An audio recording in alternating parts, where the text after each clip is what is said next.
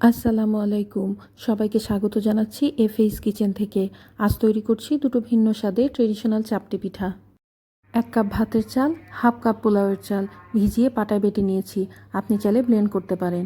1 চামচ লবণ, 1/4 চা চামচ হলুদের গুঁড়ো, 3-4টা কাঁচামরিচ, 3 কোয়া রসুন বেটে নিয়েছি। হাফ কাপ পানি নিলাম। চাল বাটার সময় 1 কাপ পানি ব্যবহার করেছি, টোটাল 1.5 কাপ পানি। ব্যাটারটা পাতলা করে তৈরি করব, তাহলে ননস্টিক প্যানে স্প্রেড করে দিতে সুবিধা হবে। 3টা লেবু পাতা কুচি করে দিয়েছি। পূর্বাচলে আমরা যে চাপটিটা খাই সেটার স্পেশালিটি এই লেবু পাতা, তবে পরিমাণে বেশি দিবেন না। অল্প ব্যাটার নিয়ে এভাবে প্যানটা ঘুরিয়ে ঘুরিয়ে ছড়িয়ে দিব। আমি এখানে কোনো তেল ব্রাশ করিনি। যদি পিঠা তুলতে সমস্যা হয় তাহলে খুব সামান্য পরিমাণ তেল ব্রাশ করে নেবেন। ননস্টিক প্যানে পিঠাটা খুব সহজেই উঠে আসে, তবে ক্রিস্পিনেস অথবা কালার একটু কম আসে। ঢালাই অথবা লোহার কড়াই অথবা মাটির খোলায় ক্রিস্পিনেসটা খুব ভালো আসে। চুলার ফ্লেম থাকবে মিডিয়াম। প্রত্যেকটা পিঠা তৈরি করতে সময় লাগবে 2 থেকে 2.5 মিনিট। এবং অবশ্যই ঢেকে দিতে হবে। আপনি যদি ঢেকে না দেন এবং চুলার ফ্লেম যদি লো থাকে তাহলে পিঠার ওপরটা সাদাটে থেকে যাবে। এবার তৈরি করব আতপ চালের গুঁড়ো এবং মুসুর ডাল দিয়ে।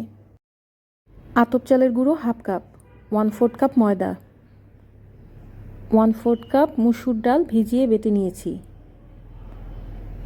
2টো মাঝারি সাইজের পেঁয়াজ কুচি, 1 চা চামচ আদা রসুন বাটা, 3-4টা কাঁচামরিচ কুচি এবং ধনে পাতা কুচি।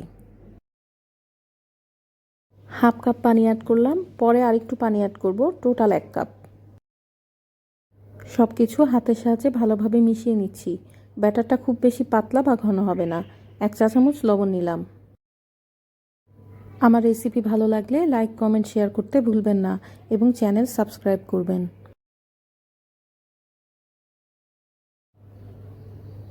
নিয়ে নিলাম 1/4 চা চামচ হলুদের গুঁড়ো। ব্যাটারটাকে একটা ছোট বাটির সাহায্যে স্প্রেড করে দিচ্ছি। চুলার ফ্লেম থাকবে মিডিয়াম।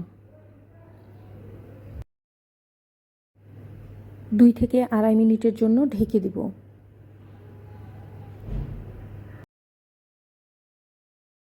চালের গুঁড়ো এবং ডালের এই চাপটিটা বেশ ক্রিস্পি হয়েছে, কালারটাও ভালো এসেছে। আবারও বলছি, যদি পিঠা তুলতে সমস্যা হয় সামান্য তেল ব্রাশ করে দিবেন। চাপটিটাকে আরও হেলদি করতে চাইলে কিছু ভেজিটেবল যেমন গাজর, বাঁধাকপি, পেঁয়াজ পাতা কুচি করে দিতে পারেন। এই চাপটিটা হাঁসের মাংস অথবা বিভিন্ন রকম ভর্তার সাথে খেতে খুব ভালো লাগে। আশা করছি আমার আজকের রেসিপি ভালো লেগেছে। এতক্ষণ সঙ্গে থাকার জন্য অনেক ধন্যবাদ। সবাই খুব ভালো থাকবেন। বিদায় নিচ্ছি। আল্লাহ হাফেজ।